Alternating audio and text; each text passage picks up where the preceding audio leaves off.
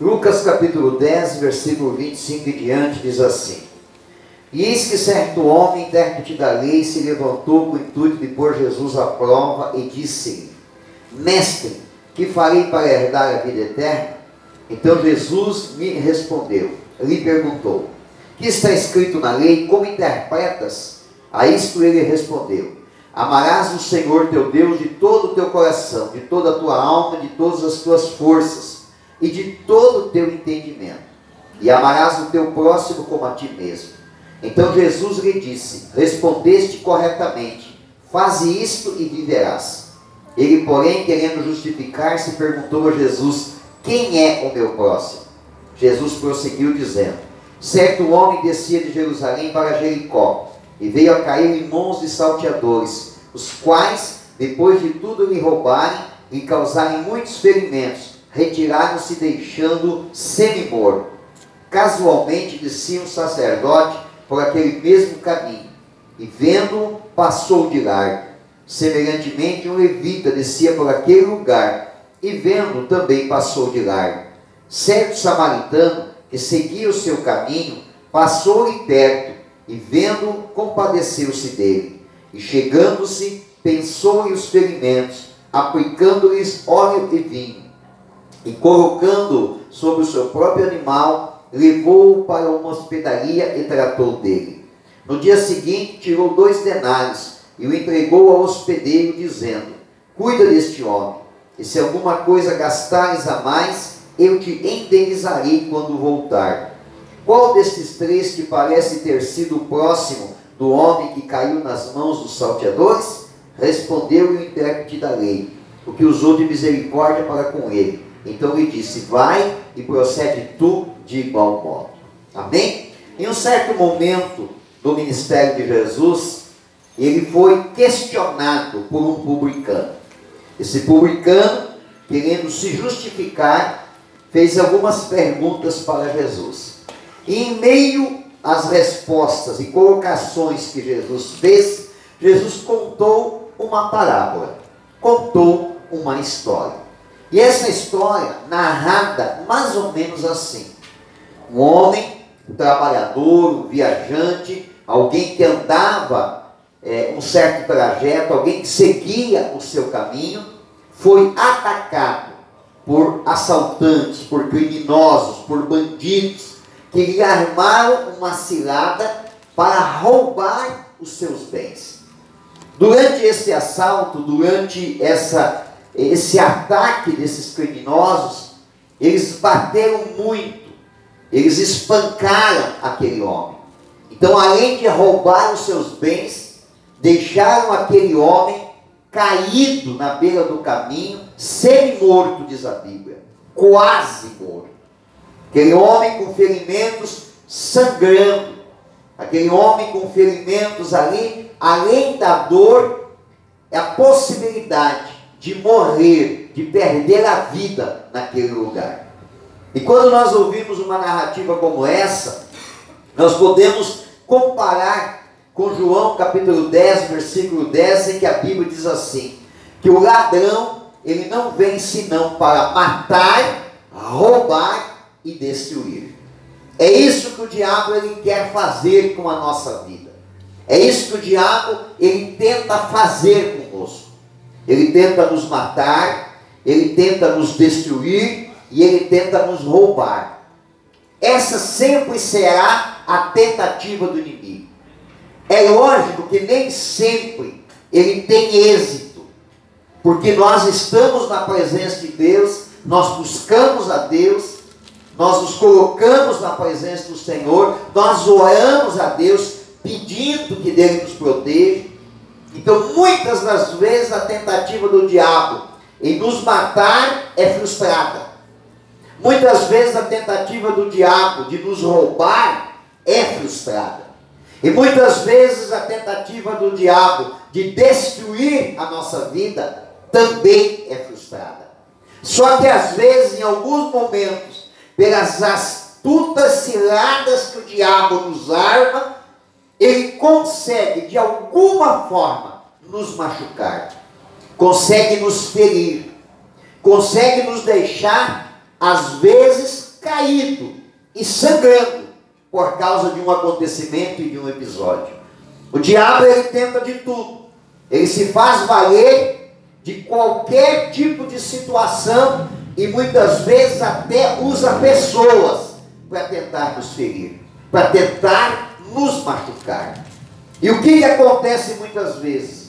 Como nós somos cristãos, nós somos crentes fervorosos, às vezes, e aí nós aprendemos que nós sempre temos que demonstrar um posicionamento firme, sempre temos que demonstrar um posicionamento otimista diante dos problemas.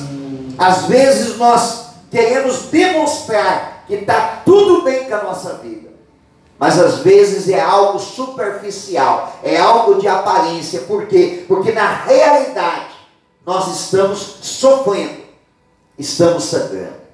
E é muito comum, eu não posso usar o termo normal, porque não é uma coisa normal, mas é muito comum termos pessoas dentro da igreja, trabalhando na obra, servindo na obra do Senhor, mas com algum ferimento na sua alma, algum ferimento na sua vida, e a pessoa sangrando, sofrendo, sentindo dor, sangrando, e muitas vezes passa desapercebido. Ninguém nota que a pessoa está sofrendo. Às vezes até percebemos alguns sinais, alguns pequenos sinais, que alguma coisa está errada na vida daquela pessoa. Mas às vezes passa de forma tão rápida, que às vezes as pessoas acabam até esquecendo. Até notam alguns sinais, mas depois acabam sendo diluídos no meio de tantos afazeres que nós temos, tanto na nossa vida pessoal, como na nossa vida relacionada à obra de Deus, que acabamos até esquecendo que havíamos notado que aquele irmão estava com uma aparência um pouco triste durante um tempo. E aí que a igreja muitas vezes erra, infelizmente erra. Porque daí tem pessoas dentro da igreja assumindo posições importantes na obra de Deus, mas fazendo aquilo e sangrando, sofrendo por alguma coisa que aconteceu na sua vida.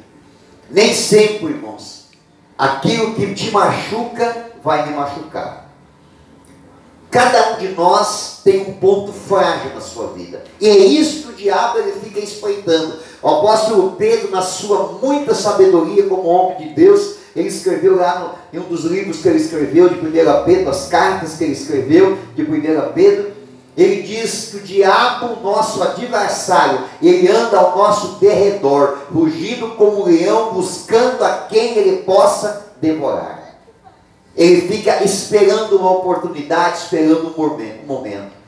E se ele conseguir nos ferir de alguma forma, de alguma maneira, e nós não formos tratados naquela área da nossa vida, é o que nós vemos acontecer às vezes com algumas pessoas. Elas sangram, sangram, sangram e passam daquele momento de semi-morto para morto, espiritualmente.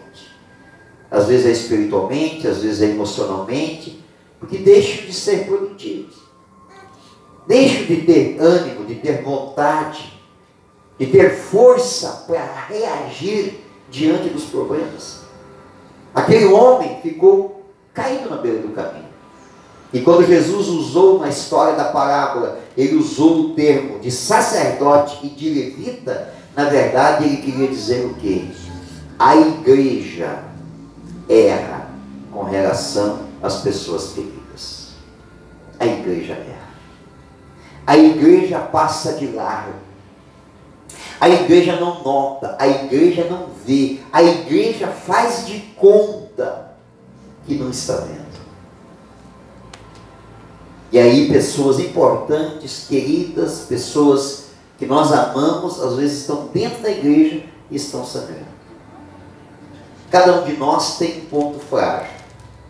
O diabo vai tentar, com todos nós, nos ferir em algum momento. Alguns estão sangrando por causa do casamento. Briga do casamento, palavras ditas, descontrole de uma das pessoas do casamento, atitudes erradas de um dos cônjuges. E olha só, irmão, não é só fazer o que é errado que pode machucar o marido ou a esposa. Deixar de fazer o certo também machuca. Também machuca. E é uma das áreas, irmãos, é uma das áreas que o diabo mais usa para fazer as pessoas sangrarem.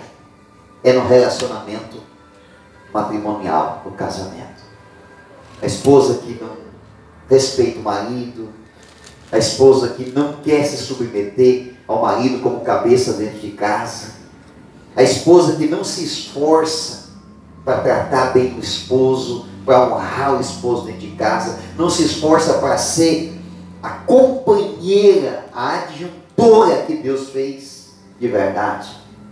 Aquele marido que não se esforça para amar a esposa verdadeiramente, como Jesus disse que deveria ser, com amor sacrificial. E aí o casal fica tentando remendar dentro de casa, mas se ferindo, se machucando. Às vezes são pequenos ferimentos, mas que deixa a pessoa sangrando. Ela sangra hoje, ela sangra amanhã. E aí chega num certo momento que a gente diz assim: mas o que está acontecendo com aquele irmão? O que está acontecendo com aquela irmã? Ela era uma bênção na igreja, era uma boa diaconisa, era um bom diácono, era um bom obreiro, fazia parte do núcleo da célula, era produtivo, tinha boas ideias, era criativo, e agora está tão para baixo. O que aconteceu com aquele irmão, líder de célula? Desistiu da célula, não quer mais, entregou o cargo dele na igreja. A gente fica tentando achar uma explicação, o que aconteceu. O que a gente não sabe é que aquele irmão e aquela irmã já vinha sangrando há muito tempo, num casamento que só machucava, um machucando o outro, um ferindo o outro. Às vezes palavras, irmãos, eles ferem mais, machucam mais e deixam cicatrizes bem mais profundas do que um ataque físico. Palavras às vezes sangram, deixam uma pessoa sangrando mais, muito mais, do que se a pessoa fosse ferida fisicamente. Tem gente sangrando por causa de um lar cheio de contenda e de discórdia. Filhos rebeldes, desobedientes, respondendo, que respondem ao pai, respondem à mãe. Filhos que causam mais tristeza e dor para o pai e para a mãe do que alegria. A mãe olha para o filho e pensa assim: como eu gostaria de ter a mesma alegria que eu tive naquele dia que eu dei à luz. Me doeu demais para ganhar essa criança, mas a alegria foi imensa. Mas hoje a alegria foi embora, eu só sinto a dor. Quantos casamentos que às vezes vão a pique? Quantos casamentos que perdem a qualidade? Por quê? Porque se tornou uma família desequilibrada, que os filhos não respeitam mais a casa do pai e da mãe. Aí fica aquele homem ali sangrando, fica aquela mulher sangrando. Aí às vezes nós da igreja olhamos para aquelas pessoas e ficamos pensando: por que aquele irmão não dá certo em trabalho nenhum?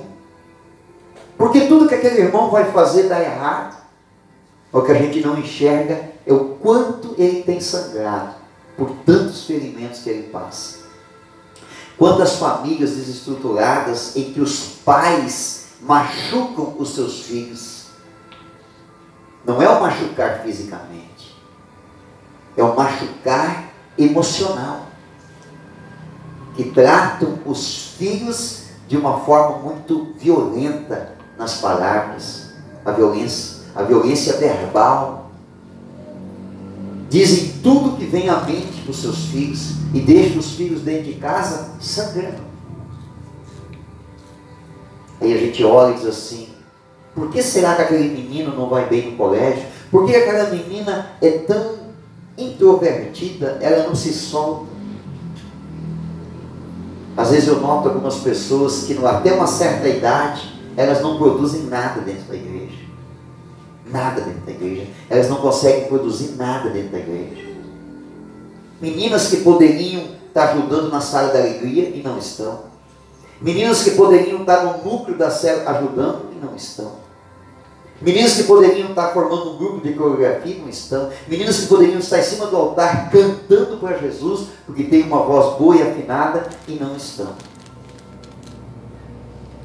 Aí passa um tempo, elas pegam uma certa idade, começam a trabalhar e ficam menos tempo em casa. E começam a mudar. Elas começam a ser diferentes. Só que daí já é tarde. Aí o mundo já adotou elas. Aí elas começam a fazer tatuagem, elas começam a namorar com um maconheiro, elas começam a seguir um rumo totalmente errado. E aí nós ficamos perguntando: pastor, o que aconteceu? Ela vinha na igreja, aquela menina, aquele menino vinha na igreja, mas o que aconteceu? Sabe o que aconteceu?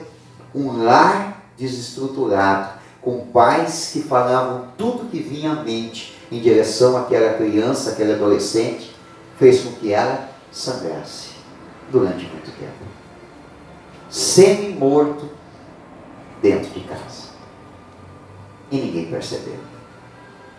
Tem pessoas que são feridas lá no seu local de trabalho, são feridas, porque tem um superior, tem um patrão, tem o dono de uma empresa, que não trata os seus funcionários com respeito, não trata com respeito, fere o funcionário, exige dele mais do que ele é capaz de oferecer.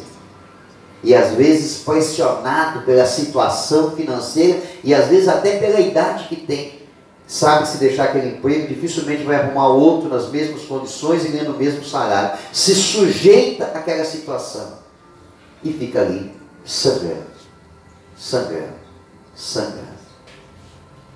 Às vezes perde o seu potencial de homem, o seu potencial de mulher, porque sangrou muito debaixo de um punho de alguém autoritário. E a igreja não percebe isso. A igreja não sabe. A igreja não vê os sinais. A gente acaba interpretando, quando digo a gente, a igreja no todo, acaba interpretando que o irmão, o irmão é muito fraco espiritualmente. O irmão também não se esforça, né, pastor? Se o irmão se esforçasse um pouquinho demais, né? Mas não sabe que aquele irmão, é o esforço dele ter mantido ele em pé, porque na verdade ele está muito fraco de tanto sangrar. Tem pessoas que estão sangrando, irmãos, e o culpado do sangramento é a igreja, é a própria igreja, porque foi machucado, foi ferido em algum momento por alguma situação da igreja, pelo seu superior, pelo seu líder ou pelo seu liderado. Às vezes nós temos líderes de célula, pessoas que trabalham no núcleo da célula, ou que têm alguma atividade aqui na igreja, que às vezes são feridos pelo seu liderado, pela pessoa que está abaixo, pela pessoa que na verdade deveria enxergá-lo como uma referência e ter uma admiração por ela, mas não, acaba desrespeitando, tratando mal.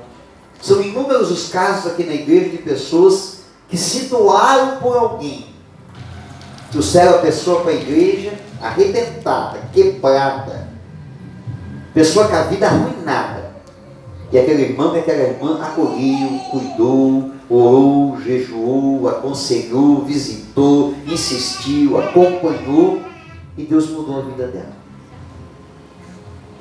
Aí do nada, sem reconhecer, sem nenhuma gratidão, a pessoa simplesmente virou as costas. E o pior, às vezes vira as costas e sai falando mal.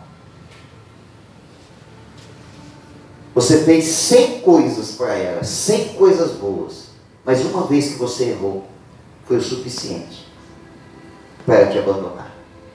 Como eu disse agora há pouco, cada um tem um ponto frágil. Tem gente que é frágil nessa situação. Quando é abandonado, quando passa por uma ingratidão, se machuca e fica sangrando, fica sofrendo. E aí, em alguns momentos, acaba até pensando assim: ah, eu acho que fui eu que falhei. Eu acho que não cuidei o suficiente. Irmãos, eu já sofri por isso. Eu já sangrei por isso. De perder pessoas aqui da igreja e ficar me martirizando, dizendo assim: eu acho que eu errei, eu falhei com aquela pessoa, eu deveria ter cuidado mais dela. E eu fiquei por um tempo sangrando por causa daquilo. Eu acho que eu fui muito áspero nas minhas palavras. Você sabe aquele pai que quer ensinar o filho? E ele ensina o filho, ele ensina o filho, ele ensina o filho. Por que o pai ensina o filho, irmãos? Por que o pai ensina o filho? Eu vou dar um exemplo para vocês. Toda criança pequena, quando começa a gatinhar ou dar os primeiros passinhos, uma das coisas que mais atrai uma criança é a tomada elétrica. O pai e a mãe que tem criança pequena aí sabe o quanto tem que cuidar. Tem que ficar de olho, tem que colocar aquele protetor de tomada. Você cuida, você protege. Você diz não para a criança várias vezes, não. Você tira ela de perto da tomada e diz não, mas ela quer ir na tomada. Você tira ela, não, porque ela é fissurada por colocar a mão naquela tomada. Às vezes é uma criança que já tem até um certo tamanho e já começa a entender e o pai diz, não pode colocar, aqui é perigoso, vai levar um choque, pode até morrer. Mas a criança insiste em colocar. Então chega um certo momento que a criança está levando a mão na tomada e o pai e a mãe gritam e diz, não! A criança leva um susto. Por que o pai fez isso? Por que o pai alterou a voz? Para proteger a criança. Para proteger a criança. É assim que às vezes nós agimos como líderes. A gente orienta, a gente cuida, a gente ensina, a gente mostra pela Bíblia e diz, irmão e irmã, isso aqui é perigoso, não faça.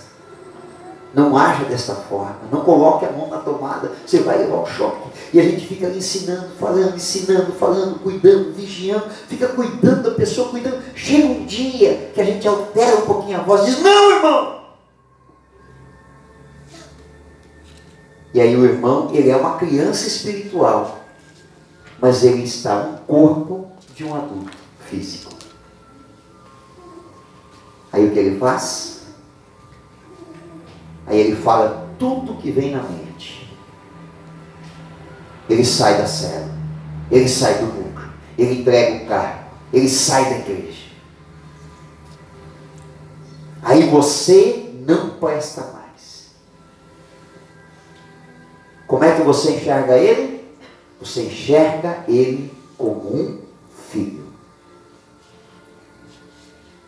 E aí dói quando você vê o filho antes do tempo saindo de casa. E você fica ferido, machucado, sangrando. Tem pessoas que sangram por acontecimentos do trabalho, da família, do casamento, como eu falei. Às vezes por causa da perca de um emprego. Às vezes a perca de alguém que você amava. Talvez por um episódio que aconteceu lá no passado, que ainda está muito recente na tua mente e ainda faz você sangrar. A rejeição. Tem gente que sangra a vida toda. Sangra a vida toda sangrando. Porque foi rejeitado pelo pai, pela mãe. Às vezes a rejeição, ela até não foi uma rejeição imediata, mas foi uma rejeição de relacionamento, porque você sentia que não era amado dentro de casa. Alguns são rejeitados de que forma? Porque olham a forma como o pai e a mãe trata o outro filho. Parece que trata melhor. Às vezes até nem é real, às vezes é real. Mas às vezes até nem é real, mas a pessoa tem uma sensação, e ela fica guardando aquilo, fica ela mesma se ferindo, se machucando, e fica sangrando. E carrega aquilo por um longo tempo na sua vida. Tem gente que sangra por causa de uma traição. Quantas pessoas já se desiludiram na área sentimental e amorosa? Quantas pessoas já foram traídas, enganadas? É lógico que, em alguns casos, as pessoas conseguem enfrentar aquilo, levantar a cabeça e tocar. Mas alguns são tão frágeis na área emocional, se entregou tanto naquele relacionamento, foi tão fiel e não esperava que ia enfrentar uma traição. E ficou sangrando. Tem pessoas que não conseguem se relacionar com outra pessoa porque sangra ainda por um outro relacionamento. Continua sangrando. Tem pessoas que sangram por causa da perda de alguém. Alguém que era muito importante. Alguém que fazia parte da sua vida. Um pai, uma mãe, um irmão, um filho. Perdeu a pessoa. Por mais que saiba que faz parte do curso natural da vida, em algum momento a gente vai perder alguém. Mas tem pessoas que são muito frágeis nessa área. E quando perdem alguém, parece que o chão sai debaixo dos seus pés. Alguns se equilibram com o passar dos dias, mas alguns não conseguem. Ficam sangrando. Ficam sangrando. Ficam sangrando. Quantas pessoas que sangram por causa da rejeição da família? A família rejeita, os parentes rejeitam, te tratam mal. Fica sangrando. São ferimentos, são coisas que acontecem que deixam a pessoa sangrando. Aquele homem estava à beira do caminho, sangrando. Se ele não fosse socorrido pelo bom samaritano, o que aconteceria com ele? Morreria. Morreria. Qual é o propósito nesta noite de ministrar com os irmãos o bom samaritano? A unção do bom samaritano é socorrer você espiritualmente. É ministrar sobre a tua vida uma unção de Deus, que nós chamamos de unção do bom samaritano, para estancar esse sangramento, para que você pare de sofrer, para que você vença nesta área da tua vida, para que você seja forte nesta área que você é frágil. Talvez existam outras áreas que eu não me veio à memória para citar aqui nesta noite, mas não tem importância. Talvez alguém sangra porque não foi valorizado, porque não foi reconhecido, porque alguém não te elogiou, porque alguém não te agradeceu, porque o pastor não me deu uma oportunidade, porque o pastor me tirou do cargo, porque o pastor não me botou de líder de célula. Talvez você sangra por uma coisa simples, boba, mas é a tua fragilidade. Nós queremos ministrar um bálsamo que venha estancar esse sangramento na tua vida. Que venha estancar esse sangramento. Porque Deus não quer que você morra. Deus quer que você se levante. Em nome de Jesus. Amém? Se coloque de pé para nós orarmos nesta noite. Eu já vou passar as orientações.